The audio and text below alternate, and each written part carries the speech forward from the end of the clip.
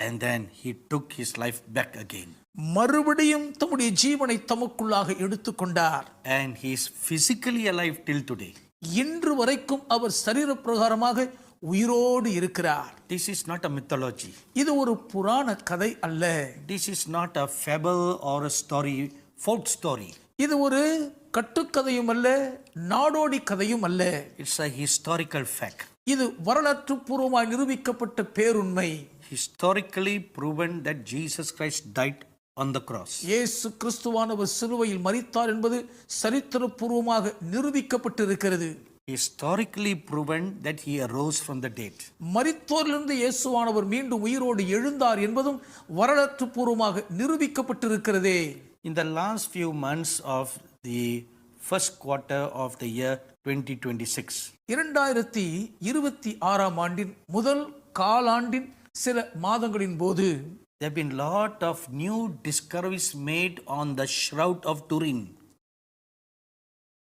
Shroud of Turin. அடக்கம் பண்ணப்பட்ட அந்த துணி. கர்த்தராகிய இயேசுவானவரை அடக்கம் பண்ணும் பொழுது சுற்றப்பட்ட அந்த சீலையை பற்றி நிறைய கண்டுபிடிப்புகள் ஆராய்ச்சிகள் வெளிவந்து கொண்டே இருந்தன. And research scientists say that the blood stains on the Shroud of Turin is not of any ordinary physical man. அந்த ஆராய்ச்சியை மேற்கொண்ட அறிஞர்கள் சொல்லுகிறார்கள், அந்த சீலையிலே படிந்திருந்த இரத்த கரையானது சாதாரண மனித பிறவியின் ஒரு இரத்தம் அல்ல என்கிறார்கள். I'm sure you have heard of the Shroud of Turin.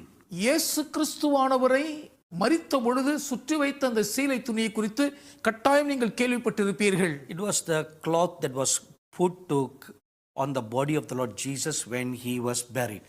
இயேசுவானவர் அடக்கம் பண்ணப்பட்ட பொழுது அவருடைய திரு சரீரத்தை சுற்றி வைத்த சீலை துணிதானது. Amazingly, it is preserved for the last 2000 years. ஆச்சரியப்படத்தக்க விதமாக கடந்த 2000 ஆண்டுகளாக அது அப்படியே பத்திரமாக காக்கப்பட்டிருக்கிறது.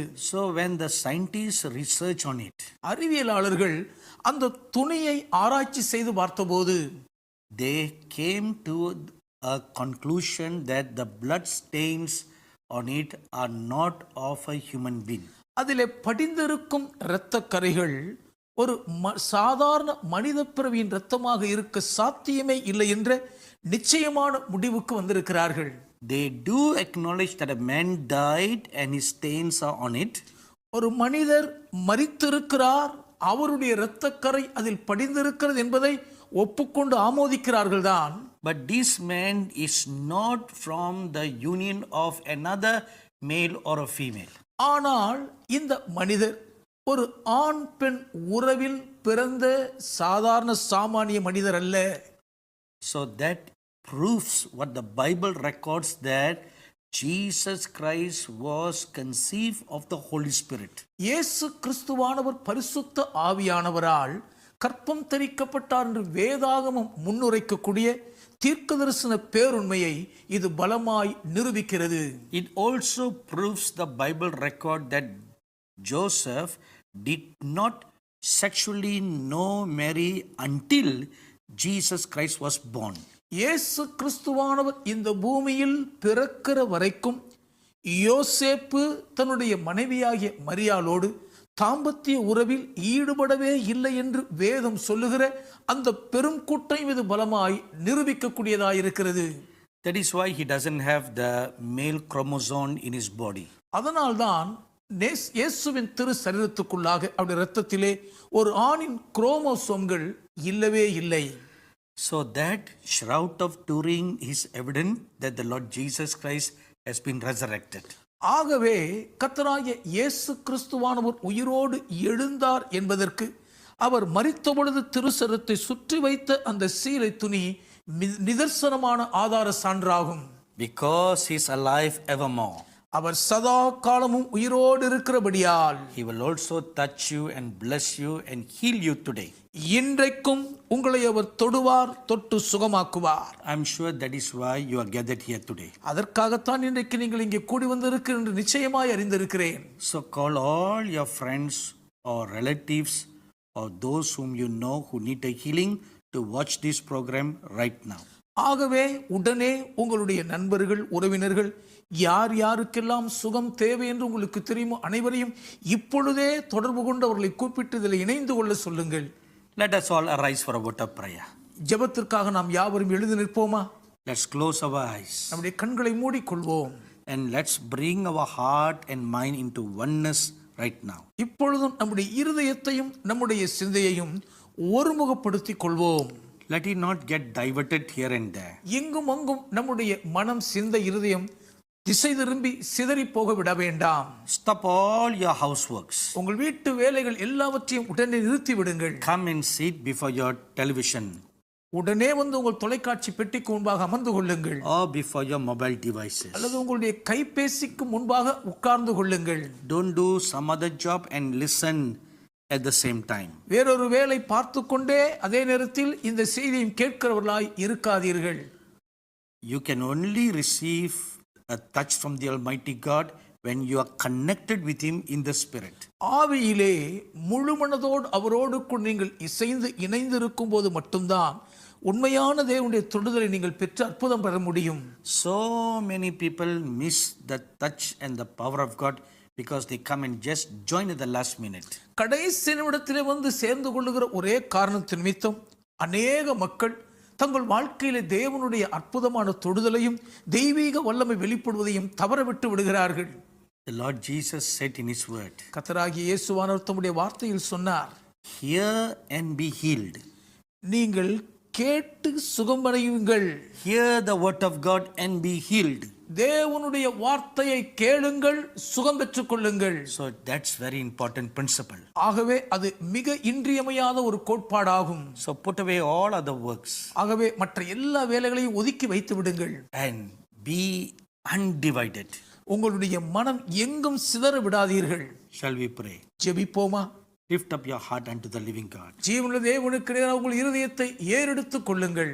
Thank you, wonderful Lord Jesus. எங்கள் அதிசயநாதர் இயேசுவுக்கு நன்றி அப்பா. Oh gracious, loving Heavenly Father. மகா கிருபையும் அன்பும் நிறைந்த எங்கள் பரலோக தகப்பனே. Oh, you are a good God. ஓ நீர் நல்ல தேவன் அப்பா.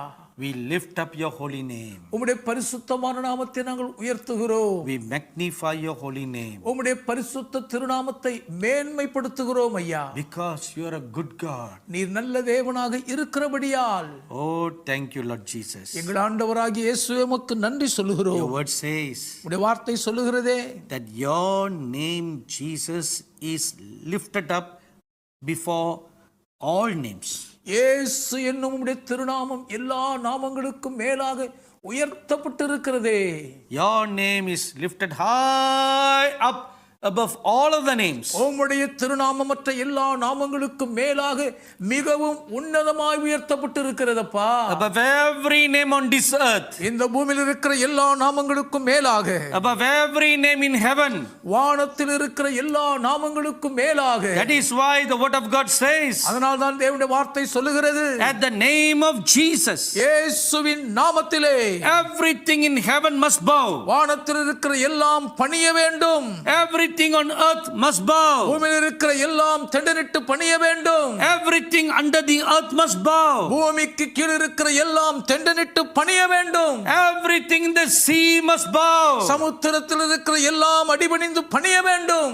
Every demonic forces and kingdom must bow. பேத்தனத்தின் ஆதிக்க சக்திகள், பிசாசின் ராஜ்யங்கள் அனைத்தும் அவருக்கு முன்பாக தெண்டனிட்டு அடிபணிய வேண்டும். That's how holy your name is, Lord. அவ்வளவுக்கு உம்முடைய திருநாமம் பரிசுத்தம் உள்ளதையா. That's how glorious your name is, Lord. அவ்வளவுக்கு அதிகமான மகிமையுள்ளதல்லவா உம்முடைய திருநாமம். That is how powerful your name is, Lord. உம்முடைய வல்லமை அவ்வளவுக்கு அதிகமான வல்லமையுள்ளதாய் இருக்கிறது கர்த்தாவே.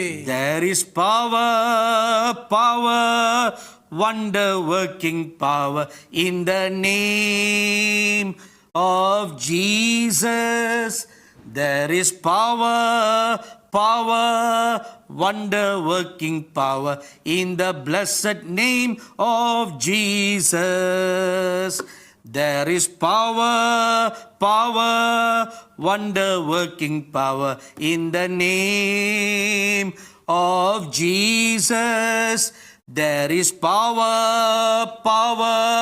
wonder working power in the blessed name of Jesus.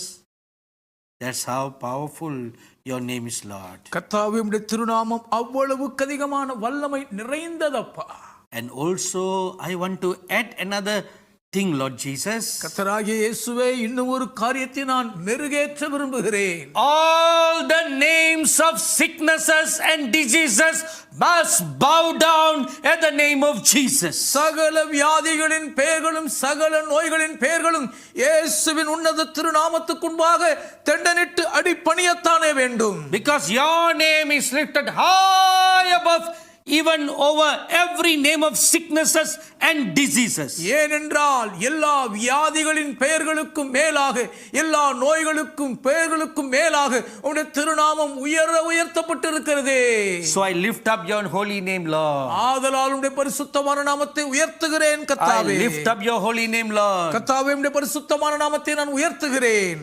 In the name of Jesus, in the name of Jesus, we have the victory. Hallelujah.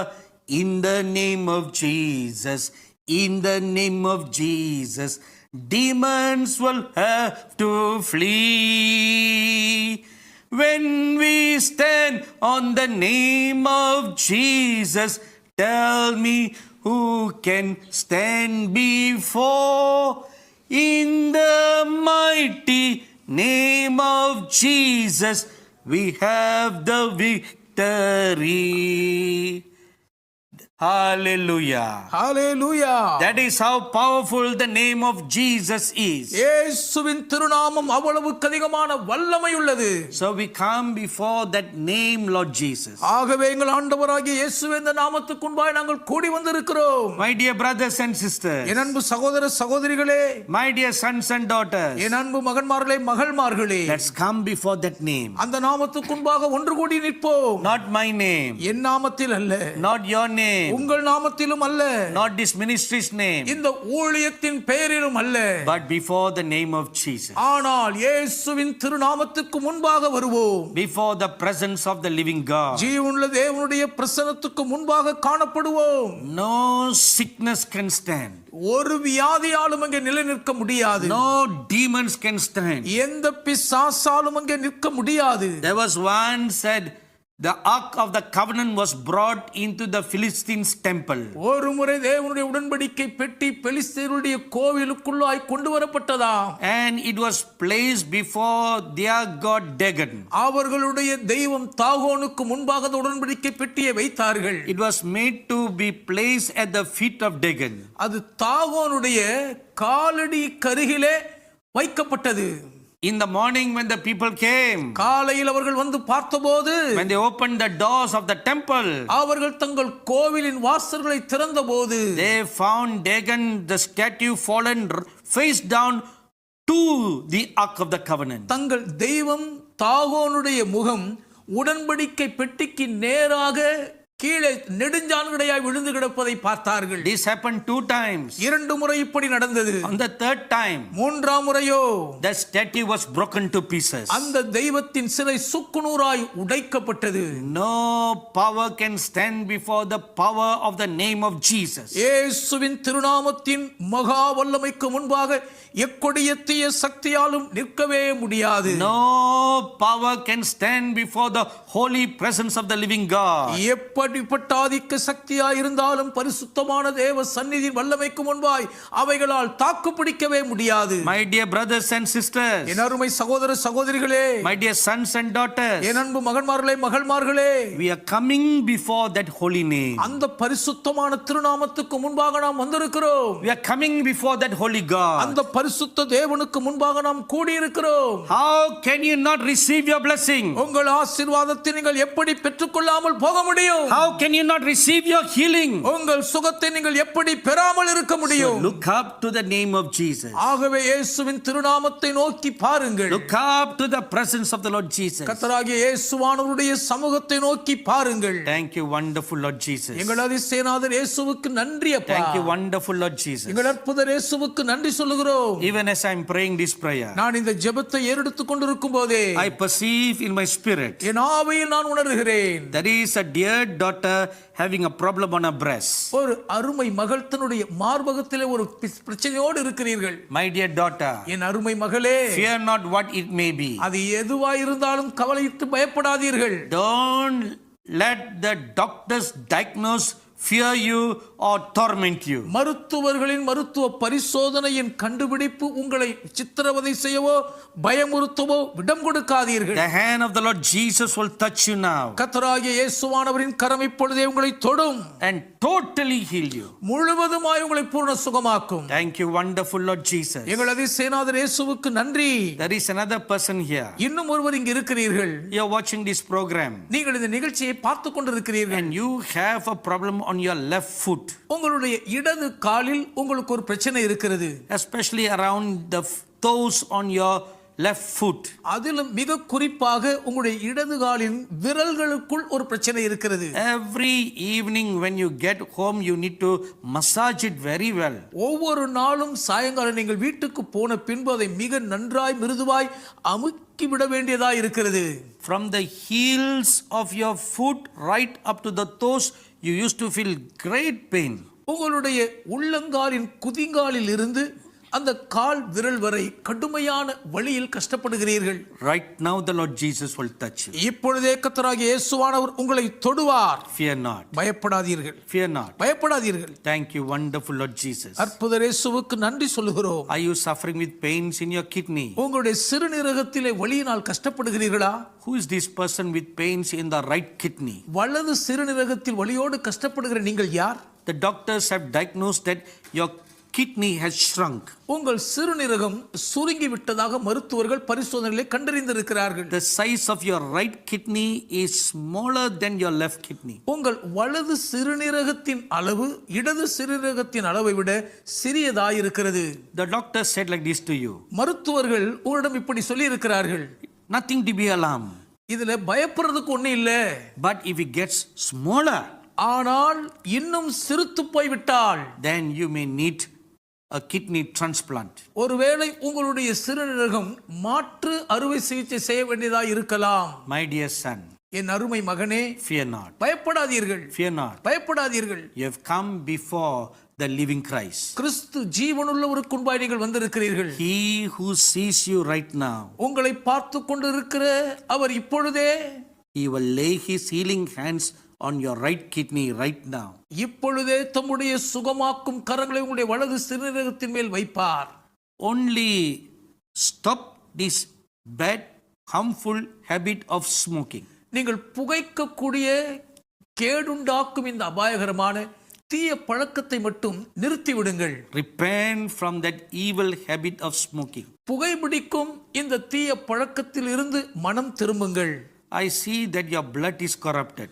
உங்களுடைய இரத்தமே தீட்டுப்பட்டு இருக்கிறதை பார்க்கிறேன். And because of the smallness of your kidney, உங்கள் சிறுநீரகம் அளவு சிறுத்து போனது நிமித்தம் your blood is corrupted. உங்களுடைய இரத்தம் கெட்டு போய் இருக்கிறது. So repent right now. ஆகவே இப்பொழுதே மனம் திரும்புங்கள். Repent right now. இப்பொழுதே மனம் திரும்புங்கள். So that you'll be totally healed. அதன் மூலம் நீங்கள் பூரண சுகமடைவீர்கள். So that a worse danger doesn't come upon you. ஆகவே ஒரு மகா மோசமான அபாயம் உங்களை பாதிக்காமல் தப்ப முடியும். Thank you, wonderful Lord Jesus. எங்கள் அதிசயநாதர் இயேசுவுக்கு நன்றி சொல்லுகிறோம் ஐயா. Glorious Jesus. மகிமையான இயேசு. Oh, you're a good God. ஓ நீர் நல்ல தேவன். Your grace and mercy endures forever and ever. உம்முடைய இரக்கமும் கிருபையும் என்றென்றைக்கும் உள்ளதே. Thy loving kindness is better than life. Thy loving kindness is better than life. My lips shall praise thee, thus will I bless thee.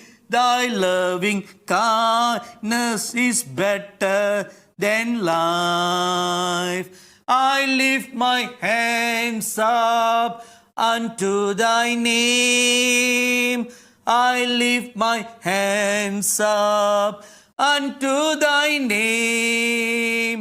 My lips shall praise thee, thus will I bless thee.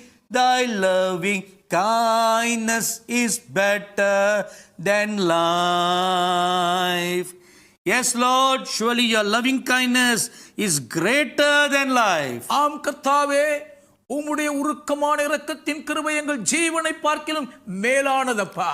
Who can measure your great love? உம்முடைய பேரன்பை யாரால் அளவிட முடியும்? Who can measure